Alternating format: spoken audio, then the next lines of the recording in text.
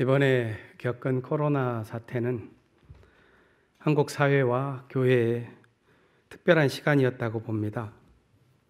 교회는 예배당을 2달 이상 폐쇄하는 사상 초유의 사태를 겪었는데요. 이번 사건으로 한국 교회가 새롭게 출발하는 계기를 맞지 않을 수 없을 것이라고 생각합니다.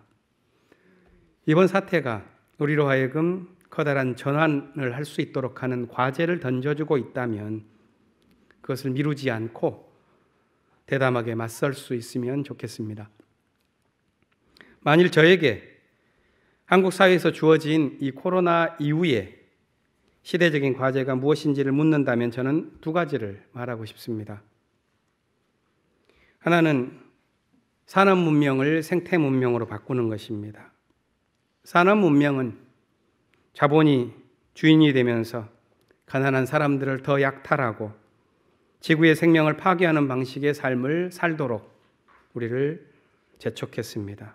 그러나 생태적인 문명은 상생의 질서를 우리에게 도입하도록 요청할 것입니다.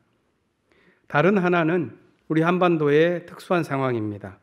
분단 체제를 극복하고 평화를 마음껏 밀고 가는 세상을 우리가 경험할 수 있으면 좋겠습니다.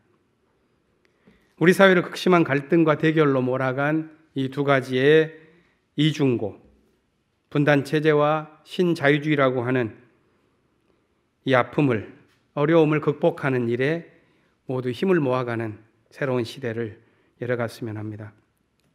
지난 월요일은 4월 27일 판문점 선언 2주년이 되는 날이었습니다.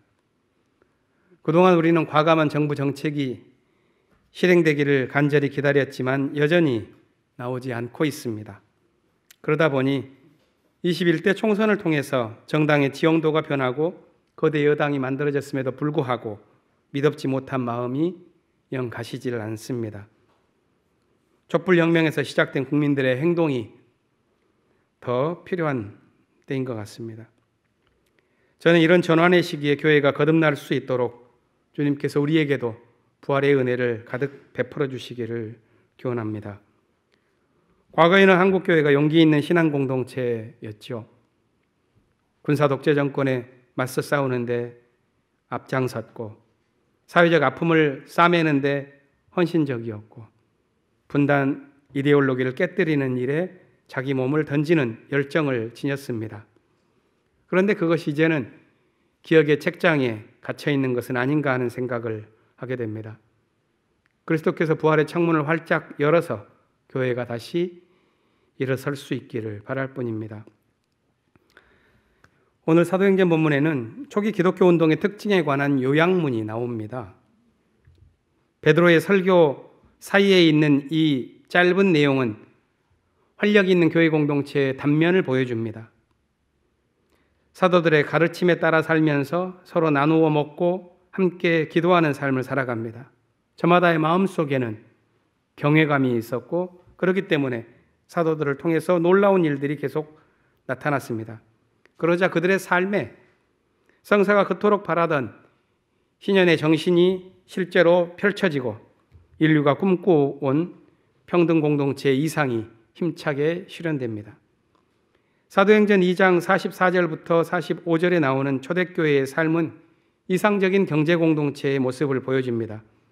함께 지냈고 서로 물건을 나눠 쓰고 재산과 소유를 팔아서 각 사람에게 나누어주는 삶을 살았습니다. 이런 삶은 영적인 풍요로움이 있지 않고서는 가능하지 않는 삶입니다. 그들은 날마다 마음을 같이해서 성전에 모여 예배드리기를 힘쓰고 집에서는 떡을 떼며 기쁨과 순전한 마음으로 음식을 나누고 하나님을 찬미하는 삶을 살았습니다. 그런데 이런 초기의 신앙 공동체의 모습은 이젠 거의 잊힌 기억이 되고 말았습니다. 자본주의 시대를 살아오면서 그러한 꿈은 교회에서 꾸는 것조차 불온한 일이 되고 말았습니다. 하지만 성서에 담겨 있는 이 원초적인 경험은 신앙 공동체의 삶 속에 계속 호출되면서 보다 더 영적인 삶을 살아갈 수 없을까 고민하는 사람들의 마음을 계속 불편하게 뒤흔듭니다. 저도 목회를 하면서 껄끄럽게 느껴지는 부채감이 늘 있습니다. 사도행전의 이 공동체적 삶을 살아가지 못하는 현실에서 오는 감정입니다. 우리 교단 내에는 작은 공동체를 이루면서 그런 실험을 실제로 해보는 교회가 몇 곳 있는데, 그런 공동체를 꾸려나가는 사람들을 만나면 마음속에 열등감이 생기기도 합니다. 그것은 성서의 가르침을 온전히 따르지 못한 한계 상황에서 느끼는 감정이기 때문에 신앙의 의무감이 만들어낸 영적인 압박이라고도 할 수 있겠습니다. 아마 저만이 아니라 여기에 앉아 계신 분들, 또 영상을 통하여 참여하시는 교우들 모두가 한 번쯤은 마음속에 느꼈던 고민일 것이라고 생각합니다.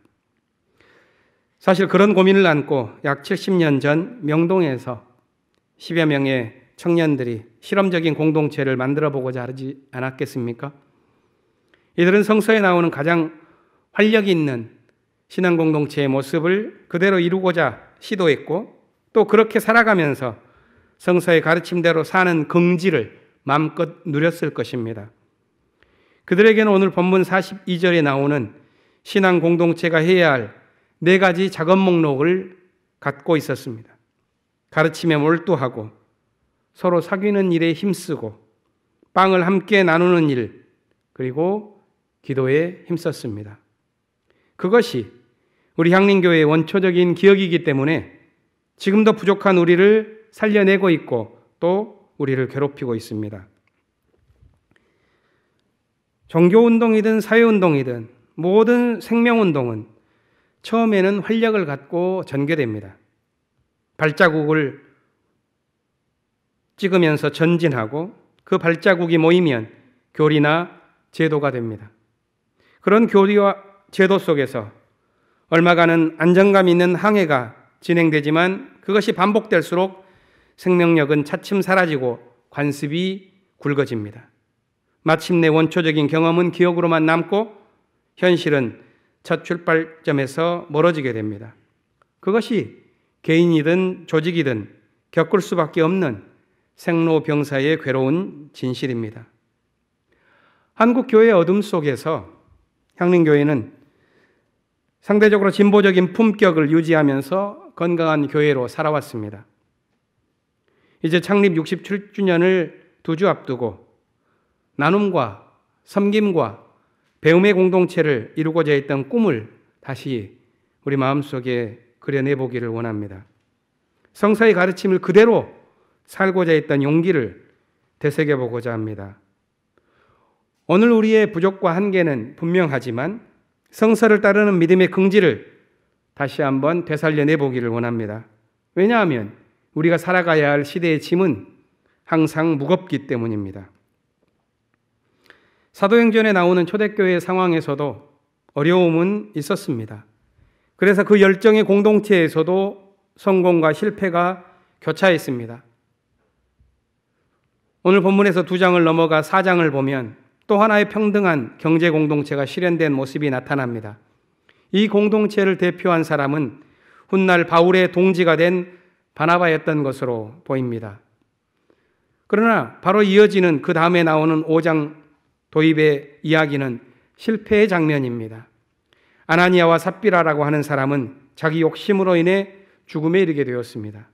이런 성공과 실패의 이야기는 교회가 항상 자기 시대의 무게를 지고서 분투해 나아갈 수밖에 없다는 것을 보여주는 사실을 우리에게 알려줍니다. 베드로전서의 본문은 가정에서 지켜야 할 계명을 다룬 내용입니다. 종과 아내에게 준 계명에서 오늘 우리가 읽은 본문은 종에게 준 내용입니다. 이번 주일 성서 일과를 구성했던 사람들은 오늘 본문에서 반드시 읽어야 할 18절을 일부러 빠뜨리고 구성했던 것으로 보입니다. 18절의 내용은 두려운 마음을 갖고 종들은 주인에게 복종하라는 내용인데 그것은 다른 성서의 목소리와 차이가 있습니다. 예를 들어서 바울의 목소리를 듣는다면 그는 이렇게 말하겠죠. 노예이든 자유인이든 그리스도 안에서는 하나이다. 그런데 오늘 본문은 바울의 시대보다 약 2세대 후에 기록된 것으로 파악되고 있는데요. 그 기간 동안에 쌓여 있는 그런 역사의 무게가 오늘 본문에 고스란히 담겨 있다고 할 수 있습니다. 오늘날 만일 우리가 읽은 베드로전서의 내용 그대로 받아들이는 것은 위험하다고 생각됩니다. 노예와 같은 삶을 사는 사람들에 대한 억압을 정당화하는 도구로 사용되기 때문입니다. 실제로 150년 전에 기독교인이었던 백인들은 노예를 소유하면서 이 구절을 토대로 해서 자신들의 욕심을 채웠습니다. 19절은 이렇습니다. 억울하게 고난을 당하더라도 하나님을 생각하면서 괴로움을 참으면 그것은 아름다운 일입니다. 만일 이 구절이 억압의 수단으로 사용된다면 참혹한 거짓이 되고 말 것입니다. 그러나 우리는 또한 새로운 시대를 맞고 있습니다. 오늘 우리 시대에 이 구절을 생각할 때 그것은 위태로운 삶에서도 끊어지지 않는 신앙의 행진에 관한 이야기로 듣는 것이 좋을 것 같습니다. 다시 말해서 하나님의 뜻을 추구하는 삶에 관한 권면으로 읽는 것이 옳을 것입니다. 베드로전서를 읽다 보면 이 편지의 저자가 하나의 단어를 계속 반복하는 것을 볼 수가 있습니다. 그것은 하나님의 뜻이라는 단어입니다. 하나님의 뜻을 추구하면서 또 오늘 본문을 보면 그리스도의 발자취를 따르는 삶을 권면합니다. 그리스도의 고난을 본받으라는 이 구절의 근본적인 가르침은 신앙 공동체를 위해서는 항상 유익합니다. 개인의 역사든 민족의 역사든 우주의 역사든 거기에는 고난과 진통이 있기 마련입니다. 냉혹한 경쟁이 있고 또한 그에 맞선 생존을 위한 인내가 반복되면서 삶의 위기는 계속 이어지는 듯합니다. 그런데 그런 위태로운 행진이 무너지지 않고 계속 지속되죠.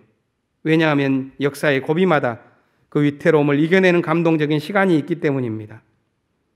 사랑과 헌신, 공감과 결단의 시간이 역사를 위기 때마다 이어내는 매듭이 되어서 생명의 행진을 가능하게 만듭니다. 한국의 역사만 봐도 그렇습니다. 우리 사회는 분단과 전쟁의 상처로 얼룩진 위기와 갈등을 견뎌왔습니다. 정치 군사적인 대결을 통해서 남과 북은 상대방을 붕괴시키려는 시대를 통과했고 위태롭게 지나왔습니다. 또 내부적으로는 적대적인 갈등 구도를 유지하기 위해서 반공 이데올로기가 제작되고 혐오 담론이 계속해서 유포되었습니다. 증오와 대립으로 물들었었던 이 한계 상황에서도 놀랍게도 평화의 복음은 일어납니다. 육체는 고통당했지만 정신은 평화의 복음으로 피어납니다. 얼마 전 김낙중 교우께서 지으신 책 가운데 인류 문명사의 전환을 위하여 라는 책을 빼들어 읽었습니다. 코로나 사태 이후에 교훈을 얻기 위해서였습니다. 7년 전에 출판되었으니 아마 평화 소모임에서 한 번쯤은 나누셨을 것이라고 생각합니다. 선생님은 그 책을 가리켜서 세상에 남기는 나의 유서 이렇게 표현하고 있습니다. 저는 거기에서 전쟁과 분단의 시대를 고통스럽게 지나왔지만 자기 몸으로 평화의 복음을 건져낸 사람의 고백을 듣게 되었습니다. 그 책을 읽으며 배운 내용을 한 가지 나누고자 합니다. 그것은 문명사적인 전환에 관한 본인의 각성입니다. 김낙중 선생님은 인류의 문명을 끌어온 수레바퀴를 크게 두 개라고 말합니다. 하나는 자연을 정복하고 다루기 위해서 발명하고 개발해온 도구이고 또 다른 하나는 다른 인간 집단을 다루고 정복하기 위해 만들어온 무기입니다. 이제까지의 문명은 자연과 인간을 정복하기 위한 도구와 무기를 발명하고 개발하면서 진행되어 왔다고 하겠습니다. 그런데 이 두 바퀴가 더 이상 구르지 않는 한계 상황에 이르렀다고 말합니다. 자연에 대한 정복이 이제는 가능하지 않게 되었습니다. 왜냐하면 자연이 다양한 방식으로 인류에게 이의를 제기하고 있기 때문에 그렇습니다. 자연이 고갈되었고 환경오염과 생태계 파괴로 인해 이상기후 등의 자연을 정복 대상으로 생각한 문명이 크게 잘못되었다는 것을 우리는 실감하고 있습니다. 또 다른 하나는 무기의 발전 끝에 다다른 핵무기입니다. 그것은 모두를 죽일 수 있는 무기이지만 실제로 사용하는 데는 극히 제한적일 수밖에 없는 아이러니가 있습니다. 수천 기의 핵무기를 가진 미국이 약소국과 전쟁을 벌일 때 작은 민족의 결사 저항을 정복하지 못하는 일이 계속 반복되고 있는 것은 무기가 인간을 정복하는 일에 한계가 있다는 것을 보여주는 증거입니다. 자연과 인간을 정복하는 방식으로 굴러온 이 문명의 수레바퀴는 더는 앞으로 나아가기 어렵게 되었다 하겠습니다. 그러면 인류의 문명은 어디로 가는 것이겠습니까? 그 답은 약육강식의 문명으로 굴러왔었던 이제까지의 삶과는 달리 평화적인 공존과 서로 함께 살아나가는 세상을 향한 문명일 수밖에 없다고 하겠습니다. 그것을 깨달은 사람이 그것을 향해서 먼저 방향 전환을 하고 달려가는 것이 필요하겠습니다. 우리는 예수께서 먼저 걸으셨던 것이 그 길이요, 또 그리스도를 통해서 우리가 앞으로 나아가야 할 길도 그곳이라고 고백합니다. 마지막으로 살펴볼 복음서의 내용이 그것입니다. 요한복음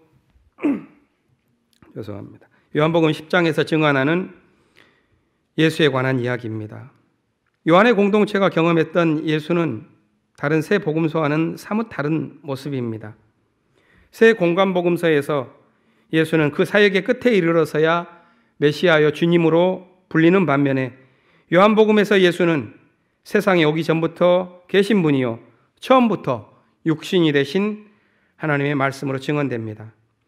헬라어로 된 하나님의 이름이 에고 에이미인데 요한복음에서는 계속해서 이 에고 에이미가 언급됩니다. 에고 에이미는 헬라어로 나는 무엇이다 라는 의미입니다. 모세에게 나타난 하나님의 이름의 헬라어식 표현입니다. 오늘 본문에서는 나는 양의 문이다. 6장에서는 나는 생명의 빵이다. 9장에서는 나는 세상의 빛이다. 14장에서 나는 길과 진리와 생명이다. 요한복음의 예수는 위에서부터 밀려오는 진리의 말씀입니다. 오늘 본문은 이 예수를 증언하는데 두 단락으로 설명합니다. 1절부터 6절은 양과 목자의 비유이고 7절에서 끝까지 양의 문이신 예수에 관한 증언을 합니다. 이 단락의 시작에는 간절함이 묻어 있습니다. 헬라어 원문을 보면 각 단락을 시작할 때마다 아멘, 아멘 이렇게 두 번 반복하여 시작합니다. 한글 번역에는 내가 진정으로 말한다 이렇게 표현되어 있죠. 이 간절한 표현은 요한 공동체가 겪고 있는 갈등 상황을 반영하는 듯합니다. 양과 목자의 비유에서 비판을 받고 있는 사람들이 있는데 그것은 이 비유의 바로 직전에 나온 바리새인들을 언급하는 듯합니다. 그들과의 대결 상황 속에서 양과 목자의 비유가 이야기되고 있습니다. 바리새인은 진리의 눈이 먼 사람들로 묘사되었습니다. 그들은 결코 목자가 되어서는 안 됩니다. 예수만이 목자여야 합니다. 요한복음이 사랑하는 이미지인 이 목자는 포로기 때 고통당한 사람들에게 전파되었었던 이미지입니다. 대표적인 것이 에스겔서 34장입니다. 요한복음을 연구한 연구자들은 이 요한복음의 목자 이미지가 에스겔서 34장에 깊은 영향을 받고 형성되었다고 말을 합니다. 거기를 보면 하나님은 포로들을 향해서 이렇게 외치지요. 양떼가 흩어졌을 때 목자가 자기 양을 찾는 것처럼 나도 내 양떼를 찾겠다. 캄캄하게 구름 낀 날에 흩어진 그 모든 곳에서 내 양떼를 구하여 내겠다. 요한은 에스겔의 목소리를 그대로 기억하게 하면서 갈등의 고충과 대결의 위태로움 속에서 살아가고 있는 자신들의 공동체에 선한 목자처럼 평화를 주시는 그리스도를 전합니다. 그리스도는 양들이 지나다니는 문으로서 누구든지 그 문을 통하면 구원을 얻고 그 문을 드나들면 푸른 초장으로 인도받을 것이라는 평화의 약속을 얻게 됩니다. 성서가 말하는 이 평화는 단순히 부드러움이나 사랑이라고 하는 말로는 다 표현할 수 없는 아주 웅대한 관계를 의미합니다. 한 철학자는 이 평화를 가리켜서 파괴적인 격동을 진정시키고 문명을 완성시키는 위대한 조화라고 표현합니다. 그리고 이 평화를 누릴 때 수많은 아름다움과 무수한 영웅적인 행위와 무수한 대담성이 일어나고 지나가는 한 복판에서 영원한 진리를 직관하는 영광을 누리게 될 것이라고 말합니다. 오늘 우리의 시대는 이런 평화를 꿈꾸는 믿음을 요청합니다. 마음과 마음을 잇는 작은 평화들, 고통으로 얼룩진 역사를 일으켜 세우는 평화의 꿈들, 아픔의 강물이 흐르는 세계의 징검다리가 되어줄 수 있는 헌신적인 평화를 요구합니다. 우리 모두가 다 힘을 내서 이 평화를 맛보고 전해야 할 것입니다. 다음 주부터 우리는 예배를 재개합니다. 예배만 다시 시작하는 것이 아니라 새롭게 신앙 공동체를 지어갈 것입니다. 목자 되신 주님께서 우리를 평화의 길로 인도해 주시기를 원합니다. 성서일과 함께 읽는 시편이 있는데 오늘 성서일과와 함께하는 시편은 23편입니다. 이 시편을 읽으면서 하늘 뜻 펴기를 마치겠습니다. 주님은 나의 목자시니 내게 부족함이 없어라. 나를 푸른 풀밭에 누이시며 쉴 만한 물가로 인도하신다. 나에게 다시 새 힘을 주시고 당신의 이름을 위하여 바른 길로 나를 인도하신다. 내가 비록 죽음의 그늘 골짜기로 다닐지라도 주님께서 나와 함께 계시고 주님의 막대기와 지팡이로 나를 보살펴 주시니 내게는 두려움이 없습니다. 주님께서는 내 원수들이 보는 앞에서 내게 잔치상을 차려주시고 내 머리에 기름 부으시어 나를 귀한 손님으로 맞아주시니 내 잔이 넘칩니다. 진실로 주님의 선하심과 인자하심이 내가 사는 날 동안 나를 따르리니 나는 주님의 집으로 돌아가 영원히 그곳에서 살겠습니다. 잠시 침묵하겠습니다.